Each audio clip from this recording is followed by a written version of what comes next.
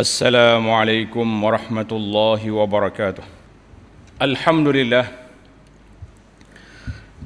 لله الذي جعل الليل والنهار خلفة لمن أراد أن يذكر أو أراد شكورا. والحمد لله الذي خلق الزوجين من نفس واحدة وبث منهما رجالا كثيرا ونساء. أشهد أن لا إله إلا الله وحده لا شريك له، وأشهد أن محمدًا عبده ورسوله المبعوث رحمة للعالمين. اللهم صل وسلم وبارك على نبينا وحبيبنا وقدوتنا وسيدنا محمد وعلى آله وصحبه والتابعين لهم بإحسان إلى يوم الدين. أما بعد، فيا عباد الله اتقوا الله، أوصيكم ونفسي بتقوى الله فقد فاز المتقون. Wahai hamba-hamba Allah, marilah kita meningkatkan ketakwaan kita kepada Allah Azza wa Jalla, iaitulah dengan mensyukuri segala nikmat yang Allah anugerahkan kepada kita. Sama ada nikmat yang utama, Allah Ta'ala hidupkan kita di atas dunia ini, daripada kita tidak ada, dilahirkan oleh ibu kita, dibesarkan di bawah jagaan dua ibu bapa kita, kemudian mendapat pendidikan daripada mereka berdua dan juga pendidikan daripada guru-guru kita. Itu dia panggil nikmat yang besar yang perlu diingat dan disyukuri supaya kita menjadi manusia yang bersyukur. Kemudian nikmat yang besar Allah anugerahkan kepada kita para jemaah sekalian, iaitulah nikmat keamanan, kehidupan yang bahagia. Walaupun kita tidak kaya, tapi kita juga boleh hidup seperti orang lain yang hidup di atas dunia. Kita kata Alhamdulillah. Setahun sudah berlalu, bermakna bateri umur kita semakin kurang. Kerana itu hari ini Jumaat 1 hari bulan 1 2021. Saya sebut tarikh ini supaya para jemaah ingat, bermakna perjalanan kita semakin dekat. Bersamaan dengan 17 Jumadal Ula 1442,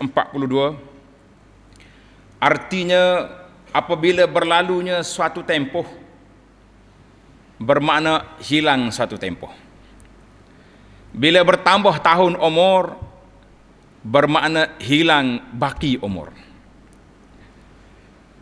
Karena itulah diriwayatkan daripada Sayyidina Ali radhiyallahu anhu wa an jami'is sahabah, kullu mutawaqqa'atin, setiap yang kita jangka masa depan itu memang dia akan datang. Dia tak berhenti. Jangkaan kita yang paling yakin tapi tak berapa yakin, iaitulah kematian. Semua kita yakin kita akan mati. Hari-hari kita baca berita orang mati, atau kita mensolat jenazah kepada orang mati, atau kita membawa mereka ke kubur, ataupun kita menziarah kubur-kubur orang yang telah mati. Ibu bapa kita, keluarga kita, kita berdoa kepada Allah Subhanahu Wa Taala pada saat ini supaya Allah Taala curahkan rahmat yang luas kepada dua ibu bapa kita dalam kubur mereka. Allah angkat darjat mereka, dengan sebab mereka kita hidup di atas dunia ini. Dan kita kena ingat, wa kullu atin qarib, setiap yang datang itu hampir. Cuma kita tak tahu berapa hari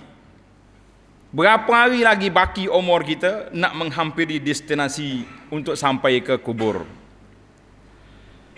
Al-lail wan nahar, malam dan siang ini silih berganti, sentiasa membawa yang baru. Hari ini dia tak bawa esok, esok cerita lain. Siang dan malam juga memperdekatkan kita kepada setiap yang jauh jadi dekat. Dan juga siang dan malam juga membawa kepada kita menghampiri janji-janji yang telah Allah Ta'ala janji kepada kita. Al-ayyam tamdi sani'an. Masa berlalu begitu pantas. Bagi orang yang setahun yang lalu telah mengisi masa yang dilalui dengan ibadat, dengan ketaatan, dengan perkara-perkara yang baik, hani'an lakum, kita sampaikan tahniah kepada mereka. Mudah-mudahan kita termasuk di kalangan orang yang berhak menerima tahniah. Lebih-lebih lagi tahun 2020 kita jumpa dengan suatu mazhab baru, nama dia coronavirus ataupun virus corona, yang akhirnya dikenali dengan nama COVID-19. Sampai hari ini misteri COVID ini pun masih lagi tak tahu apa kita. Angka kematian sehingga akhir tahun 400 lebih. Angka orang yang positifnya banyak. Angka yang sembuh juga ramai. Kita kata alhamdulillah, kerana itulah misteri COVID. Suatu benda yang belum berakhir. Tetapi bila COVID datang, di antara tempat yang dia sangat-sangat berminat, iaitulah masjid. Surau-surau akan ditutup. Maka inilah yang menjadi kebimbangan kita, jadi kesedihan kita tahun 2020.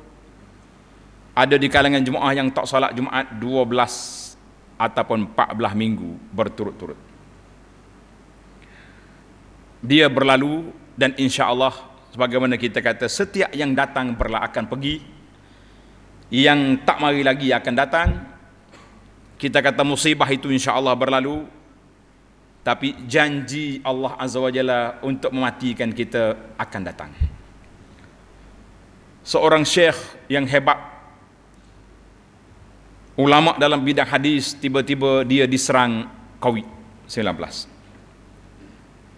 Dia tulis satu kata-kata yang mengingatkan kita kepada sifat tawakal kepada Allah. Kata-kata ini satu muhasabah yang besar, la yaghni hazarun an qadarin. Kita buatlah SOP banyak mana pun, kalau takdir Allah Ta'ala telah menetapkan orang ni kena, akan kena. Akhirnya beberapa orang ulama, pendakwah-pendakwah yang terkenal peringkat antarabangsa, yang sumbangan mereka besar, juga menjadi wafat ataupun mati dikaitkan dengan COVID-19. Kita kata Allah yarhamhum, rahimahumullah, Allah Ta'ala lah bagi rahmat pada mereka. Baiklah para jemaah sekalian, itulah muqaddimah kita. Sebelum kita masuk kepada tajuk kita hari ini, kata syair, kullu ibnu untha wa in talat salamatuhu yawman ala halatin hadba'i mahmulu fa idza humilta ila al-quburi janazatan fa'lam bi annaka ba'daha mahmulu. Setiap anak yang dilahirkan oleh ibu, walaupun lama kita hidup sehat, senang, suatu hari kamu akan diusung di atas alat pengusungan yang disebut dengan nama keranda. Apa fa idza humilta ilal quburi janazatan, bila kamu telah dibawa ke kubur sebagai jenazah, fa'lam bi annaka ba'daha mahmul, ingatlah setelah kau itu kamu akan dipikulkan segala tanggungjawab yang telah Allah Ta'ala letakkan di atas kepala kita. Kata di para pendakwah hari ini, kita beralasan banyak tanggungjawab. Kenapa tak pergi masjid? Sibuk, banyak tanggungjawab, kerja banyak. Kenapa tak baca Quran? Banyak tanggungjawab. Kenapa semua tanggungjawab. Ingat, bila kita mati, semua yang kita bawa ini dipertanggungjawabkan oleh Allah Azza wa Jalla ke atas kita. Sama ada kita lepas jawab ataupun kita gagal menjawab, maka di sanalah terjawab segala-galanya. Oleh itu para jemaah sekalian, mulakan semangat kita untuk menunaikan tanggungjawab kita sebagai hamba Allah kepada Tuhan yang telah memberi tanggungjawab kepada kita di atas dunia ini, untuk dipertanggungjawabkan di akhirat kelak dengan apa yang kita pikul pada saat ini, sama ada kita menjalankan tugas ataupun tidak. Mudah-mudahan muhasabah kita di awal tahun ini menjadi suatu titik tolak, motivasi kepada tuan-tuan untuk bergerak lebih mendekatkan diri kepada Allah Azza wa Jalla di saat kita semakin menghampiri destinasi yang dijanjikan itu. Para jemaah sekalian, tajuk khutbah yang diberi pada hari ini sempena dengan musim cuti sekolah. Biasanya cuti sekolah di awal Disember, tapi oleh kerana tahun ini delay dengan sebab Covid, maka sekolah kita akan buka pada 20 Januari. Maka di sini satu tajuk khutbah, galakkan berkahwin bagi orang yang sudah sampai masa sesuai ada kemampuan. Dan juga saya sebut juga beberapa insiden sebab-sebab berlakunya pengkhianatan di antara suami dan isteri. Para jemaah sekalian, Allah Subhanahu wa taala dalam ayat surah Ar-Rum telah menyebut pada kita tentang suatu perkara ajaib yang berlaku dalam kehidupan manusia. A'udzubillahi as-sami'il 'alim minasyaitonir rajim. Wa min ayatihi an khalaqa lakum min anfusikum azwajan litaskunu ilaiha wa ja'ala bainakum mawaddatan wa rahmah. Inna fi dhalika laayatin liqaumin yatafakkarun. Dan di antara tanda-tanda kekuasaan Allah ialah Allah menciptakan isteri-isteri untuk kamu. Ayat ini Allah Ta'ala bagi kepada kita azwajan, suami isteri, pasangan. Kalau nak terjemah isteri-isteri boleh, sebab dia kota dia ada 4. Allah ciptakan kepada suami isteri, isteri ada suami, dari jenis kamu sendiri, daripada jenis manusia, bukan dari jenis nationality, dari jenis jinsul bashar, jenis manusia. Dari sini kerakyatan tak kiralah, Malaysia kahwin dengan Afrika, nikah dengan Arab, nikah dengan Jepun, itu takdir Allah Azza wa Jalla yang kita tak nak elak. Untuk apa dijadikan isteri, suami isteri ini? Yang pertama, litaskunu ilaiha, agar kamu mendapat ketentraman atau ketenangan padanya. Maknanya isteri duduk di bawah kawalan, jagaan suami, dia rasa tenang, hidup dia ada orang jaga, ada orang atur. Suami juga begitu, balik di rumah dia ada orang, ada isteri yang menyambutnya, yang menguruskan kehidupan dia. Kemudian mari anak-anak pula, Masya Allah. Itu yang pertama, as-sakan, ketenangan. Yang kedua, Allah jadikan di antara kamu mawaddatan, rasa kasih sayang. Kalau suami isteri tak berkasih sayang, kita nak bercinta dengan siapa? Sayang ke orang lain, itu dia panggil cinta maksiat, kan? Lain pada keluarga lain. Tapi ini kasih sayang suami isteri tak sama dengan orang lain. Allah sebut di sini mawaddatan, kasih sayang, cinta mencintai waktu kita sama-sama muda. Karena itulah saya nasihatkan kepada anak-anak muda, jangan duduk bergila sangat.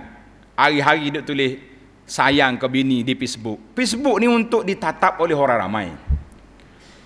Kita berkasih sayang melalui hidup kita dalam rumah, hati kita sayang, dia sayang, cukuplah madai, usah ditayang-tayang. Saya tulis satu kata-kata poster, suami isteri kita untuk disayangi, bukan untuk ditayangi.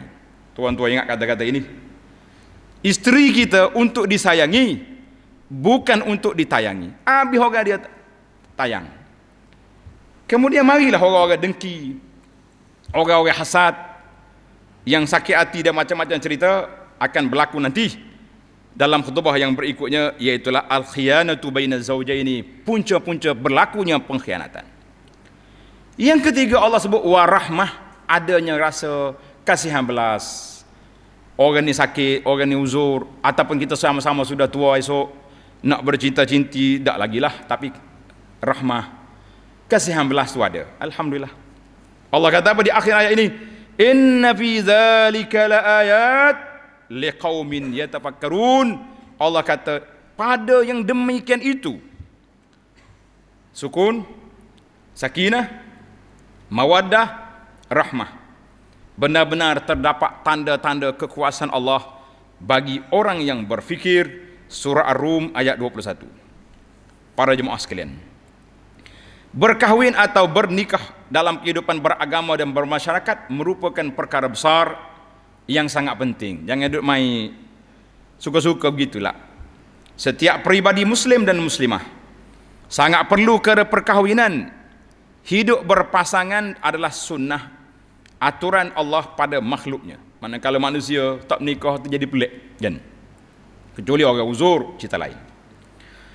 Berkahwin merupakan kesempurnaan hidup dan jalan yang paling bermanfaat dan berpengaruh dalam membina pribadi mulia, membina ketakwaan dan bertamadun sesuai dengan fitrah kejadian manusia sebagai makhluk Allah yang termulia dan berperanan sebagai hamba Allah, diciptakan untuk beribadat kepada Allah dan menjadi khalifah yang memakmurkan bumi ini. Oleh itu, perkahwinan adalah suatu nikmat, berkat, memiliki banyak kelebihan dan peranan serta tanggungjawab dalam menunaikan kewajipan dan hak-hak dalam perkongsian hidup. Ingat, perkahwinan bukan untuk memenuhi tuntutan naluri biologi atau memuaskan nafsu semata-mata. Kalau setakat tu yang menikah, serama yang kamu dengan kambing dengan lembu. Kambing pun menikah juga dengan bini dia, kan? Kita tak kata menikah lah. Dia yang penting dia juga bini. Kalau niat bini kerana ni, standard kita sama dengan lembu dengan kambing. Tetapi bagi manusia yang muslim, ianya memiliki tujuan dan hikmah yang sangat luhur dan penting. Di antaranya yang pertama, tanda tuan-tuan, sama ada yang sudah menikah, yang baru nak menikah, yang lama, yang baru, kita muhasabah balik tujuan perkahwinan kita. Yang pertama, untuk membina keluarga atau rumah tangga yang baik untuk kelangsungan zuriat keturunan manusia yang soleh di permukaan bumi ini. Hasil dari perkahwinan dan pembinaan keluarga inilah diharap akan terjadi lahirnya keturunan terdidik dengan generasi umat yang baik dan soleh di setiap zaman dan tempat. Generasi Rabbani yang bertakwa, berakhlak mulia dan berperanan memakmurkan bumi dan membina sebuah tamadun sebaik-baik umat, khairu ummatin. Yang kedua, di bawah payung keluarga dan perkahwinanlah pasangan suami isteri bekerja keras, bersungguh-sungguh memikul tanggungjawab mencari nafkah dan mendidik anak-anak tanpa jemu dan letih. Dalam masa yang sama, institusi keluarga menjadi tempat perlindungan keluarga dan benteng yang kukuh bagi memelihara dan menjaga keluarga. Kalau runtuh yang ni, kita tengoklah anak-anak terbiar. Yang kita dengar ni, gejala ni mari daripada kepincangan isu yang kedua ini. Lantaran itulah, berkahwin atau mendirikan rumah tangga yang baik itu merupakan suatu ibadah yang sangat dituntut dalam Islam. Kata orang, kalau dengan seorang isteri pun ibadat kita sudah hebat, kalau boleh lebih lagi dengan kemantapan pendidikan dan takwa, tentulah lebih hebat lagi. Tapi kalau tambah meruntuhkan keadaan fawahidatin, maka cukuplah seorang yang sudah ada. Matlamat yang ketiga, Islam sangat menggalakkan perkahwinan dan tidak menyukai hidup membujang, tabatul, kerana berkahwin itu sunnah Nabi sallallahu alaihi wasallam. Tidak termasuk dalam golongan umat aku, kata Nabi, sesiapa yang tak suka kepada sunnah aku. Tapi kalau dia berkahwin kerana keuzuran, dia tak berkahwin kerana uzur, kerana sebab-sebab yang tertentu yang diterima oleh syarak, maka dia tidak termasuk dalam kumpulan man raghiba an sunnati falaysa minni. Siapa dia tak suka dengan sunnah aku ini, maka orang itu bukan daripada umat aku, sebab dia keuzuran. Maka begitulah para jemaah sekalian, Allah Ta'ala sebut dalam surah, dalam Al-Quranul Karim, surah An-Nur ayat 32, wa ankihul ayama minkum wassalihina min ibadikum wa imaikum in yakunu fuqara yughnihimullahu min fadlih wallahu wasi'un alim. Dan kahwinlah orang-orang yang bujang, mana laki-laki dan perempuan yang tak ada pasangan, tak ada gu, dari kalangan kamu, dan orang-orang yang soleh dari hamba-hamba kamu. Hamba tak ada dah, laki-laki dan perempuan. Jika mereka miskin, tak boleh buat alasan kerana miskin tak boleh kahwin, tapi dia ada kemampuan. Kalau mereka miskin, Allah akan memberikan kekayaan kepada mereka dari limpah kurnianya, kerana Allah maha luas rahmatnya dan limpah kurnianya, lagi maha mengetahui. Maka kerana itulah, berkahwin kadang-kadang menjadi salah satu daripada punca murahnya rezeki. Sebab apa? Bila orang itu berkahwin, dia tahu tanggungjawab. Dia tahu tanggungjawab dia, maka dia pun bekerja. Tapi ada juga yang sebaliknya, dia sengaja pergi cari, dia pergi tackle wanita yang sudah ada kerja besar-besar. Bila dia kahwin, dia pula jadi tukang malah. Ini juga satu masalah. Sepatutnya ekonomi lebih pertama kukuh, bukan membebankan wanita. Tidak wajib bagi wanita menanggung suami dan anak-anak. Jangan pula salah guna kesempatan yang ada itu dengan perkara-perkara yang menyalahi syariat Allah Azza wa Jalla. Maka kena ingatlah para suami semua, yang baru dan yang lama, isteri adalah rakan kongsi hidup. Tugas bekerjasama menolong dan membantu suami dalam melayari hidup rumah tangga dan keluarga. Begitu juga dalam perkara-perkara ma'ruf dan mencegah kemungkaran. Berkahwin dapat merehatkan jiwa, menenangkan hati, dan memulihkan semangat untuk bekerja dan berbuat ibadat kepada Allah Azza wa Jalla. Dengan niat yang baik, insya-Allah kita dapat mencapainya. Para jemaah sekalian, demi untuk mencari keberkatan dan kebahagiaan hidup, maka setiap kita adalah memilih pasangan yang baik, yang sesuai. Yang suami cari calon-calon isteri yang baik, yang salihah. Yang perempuan pun sama juga, soleh dari sudut akhlaknya, baik dari sudut jiwanya, dan jangan lupa dari sudut kesihatan jasmani. Kerana itu hari ini pihak pejabat agama mensyaratkan adanya tes HIV dan sebagainya, kerana itu juga berbahaya. Taujihin Nabawi, Nabi juga berpesan, ada pesanannya, takhayyaru linutafikum fa innal irqa dassas. Pilihlah pasangan kamu itu, tempat yang kamu nak letak benih anak kamu itu, dari keturunan orang yang baik. Sesungguhnya dia panggil apa ni, sperma atau bibit keturunan itu menjalar. Mana kalau kita cari orang hok pelik-pelik, kalau anak cucu kita jadi pelik esok, jangan duduk jadi pelik. Pilih yang baik-baik. Dan juga pesanan Nabi SAW kepada ibu bapa. Saya juga menekan di sini kepada ibu bapa, iza ja'akum man tardawna dinahu wa amanahu wa khuluquhu fazawwijuh. Bila datang orang minta anak kamu orang ni baik, amanahnya baik, akhlaknya baik, kawinkanlah. Usah banyak berkira-kira sangat, nanti banyak berkira akhirnya tak dapat apa yang kita nak. Ini sangat menakutkan kita para jemaah sekalian. Baiklah, itulah di antara ciri-ciri pesanan kita kepada calon-calon suami, ibu bapa yang nak cari menantu. Mudah-mudahan kita dapat kebahagiaan tiga perkara, mawaddah, sakinah, mawaddah, warahmah, sebagaimana yang telah disebut oleh Allah Azza wa Jalla dalam ayat yang awal tadi. wahai hamba-hamba Allah, bertakwalah kamu, takutlah kepada Allah Ta'ala di dalam menguruskan diri kita. Yang pertama, kita urus diri kita, bagaimana kita nak melanjutkan kehidupan kita di tahun ini supaya menjadi lebih baik. Yang kedua, menguruskan keluarga kita, isteri dan anak-anak, supaya menjadi saleh dan salihah. Menguruskan anak-anak di dalam pendidikan dan pelajaran mereka, bagaimana tanggungjawab kita, dan jangan lupa mengurus tadbirkan penjagaan kesihatan seperti yang telah dicadangkan oleh pihak Kementerian Kesihatan kepada kita. Para jemaah sekalian, di antara sebab-sebab berlakunya pengkhianatan, khianat di antara suami ataupun isteri, saya sebut saja tajuk, mudah-mudahan tuan-tuan boleh berfikir, kerana kita tidak ada sebab, tidak ada masa untuk menghuraikannya. Yang pertama, dia panggil hilangnya sifat ihtimam, tidak ada penjagaan yang rapi kepada pasangan. Isteri awak tak tahu ya, suami gelik ada ke tak ada serupa ya. Ini di antara sebab. Maka suami akan rasa kekosongan dalam rumah, dia akan mencari orang lain yang lebih mesra. Sama juga dengan isteri. Isteri bukan tunggu kayu dalam rumah, walaupun kita namakan ini orang rumah. Saya waktu kawan-kawan kata, dia kata ni orang rumah saya. Kata betul ke?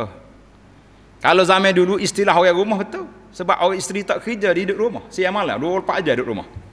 Lah ni kita tak balik subuh masjid, bini duduk tangga siap bang, saya pergi dulu, tempat kerja saya jauh. Siapa orang rumah sekarang? Tak apalah. Dalam istilah telah menyebut isteri Rabbatul Bait, kita kekalkan jawatan itu, jangan bimbang. Sebab yang kedua, ihmalul mar'ah li nafsiha. Isteri sendiri tidak menguruskan dirinya dengan baik. Kalau kita nak suami kita menjadi raja kepada kita, kita jadikan diri kita permaisuri kepada dia dengan penampilan. Tahu dah suami nak balik, jangoklah sikit. Ni kawan itu kelik, abang balik dah, Allahu Akbar, dengan tiok busuknya, dengan macam-macam. Kawan ni pun kelik jeling tak jeling ya, Allahu Akbar. Yang ketiga, tidak pandai mengurus dari sudut kedudukan penjagaan jins ataupun seks. Keperluan masing-masing tidak dapat dipahami. Dia kira kalau dia tak serak, orang lain tak serak juga. Lah, kita ni lain-lain. Ada orang makan pukul 8 pagi, ada orang pukul 10. Demikianlah keadaannya. Mesti ada jadual, hak masing-masing kena ada. Jangan duk kira asalkan kita kena, orang lain lapar, lah, itu di antara kesilapan. Yang keempat, di antara punca-punca lagi, iaitu persekitaran suasana dia. Bini dia tengok mak dia pun lagu tu juga dengan ayah dia. Apa tahu lah ya. Kebetulan ayah dia tu orang lembut, orang baik, tak ambil kira sangat. Harmoni rumah tangga. Tapi suamimu tak. Suamimu bukan macam ayah kamu. Dia jenis suka orang cara dia, orang ambil peduli. Maka di sini akan berlaku. Jadi ilmu psikologi tentang perkara ini perlu sangat. Suami jangan sangat tunggu bini jamai kosek dia, ataupun isteri pun begitu. Kita kena ada timbang tara. Orang panggil kena ada kerjasama dalam dua pihak. Yang kelima, terdapatnya kawan-kawan pengkhianat. Ini juga masalah. Terdapat kawan-kawan yang pengkhianat. Kawan ni nak kahwin, mula dia mari duk teka, duk mengorak ke bini kawan ni. Ini punca-punca. Kawan ni pula orang nak kata romansi. Pandai main psikologi, main jiwang-jiwang sikit. Bakal suami tu orang jauh baik, tak reti nak mengorak. Akhir sekali terjadilah pengkhianatan seperti ini. Sebab bini duk gila dengan orang lain. Sebab kita kena ingat, suami bila kahwin, syaitan lari. Gawe bila dia mari mengorak, diikuti oleh berapa ekor syaitan sekali dengan dia. Sebab itulah romansi dia lebih gagah daripada romansi yang dimiliki oleh suami. Yang keenam, berbezanya fikrah di antara suami isteri. Ini pun satu masalah. Hak ni duk mikir lagu ni, hak ni duk mikir lagu ni. Kita kadang-kadang kita kena ingat hobi kita pun sama tak sama. Ada orang suka travel, ada orang suka makan, ada orang suka tidur. Jadi kita kena bincang-bincang dalam masa ini, pandai-pandai mengatur. Dan juga di antara lagi, ini yang kita bimbang, memang tabiat orang ni pengkhianat. Ini na'udzubillah. Sebab itulah di antara ciri-ciri sifat sunnah Nabi sallallahu alaihi wasallam bila nak kahwin, kita kena istikharah, minta petunjuk dengan Allah Azza wa Jalla. Setelah kita kaji secara manual, orang ni layak tak layak, kita istikharah minta petunjuk, biar Allah Ta'ala tunjuk yang tersembunyi daripada sifat orang ni, baik ke tak baik. Itu di antara sebab-sebab lagi, iaitu terlalu orang panggil nak jadi permaisuri sangat, mengharapkan lebih-lebih daripada suami kita. Ini juga akan jadi kekecewaan. Bila jadi kecewa, pada ketika itu akan berlakunya, masuknya was-was syaitan di dalam kehidupan. Dan yang terakhir, fitnah ini tidak disebut di zaman dulu, hanya di zaman media sosial ini. Di antara punca, duduk main gadget kita ni. Suami bila nak marah bini tak cakap, duduk main telefon dia, sambil-sambil main telefon tayar pula gambar saing-saing dia hot dalam grup. Isteri pun sama juga. Maka berlakulah ma la yuhbadu uqbah, perkara-perkara yang tidak terpuji akhir kesudahannya. Jadi kita anggaplah, kalau ada berlaku kes-kes apa-apa, nampak bibit-bibit tidak baik ini di kalangan keluarga kita, anak-beranak kita, maka menjadi tanggungjawab ibu bapa, adik-beradik memainkan peranan untuk mendamaikan mereka. Mudah-mudahan kita semua selamat, insya-Allah. Pada hari Jumaat dan hari-hari yang lain, sentiasalah berselawat ke atas Nabi sallallahu alaihi wasallam, karena perintah Allah dalam Al-Quran, innallaha wa malaikatahu yusalluna 'alan nabi ya ayyuhalladzina amanu sallu alaihi wa sallimu taslima.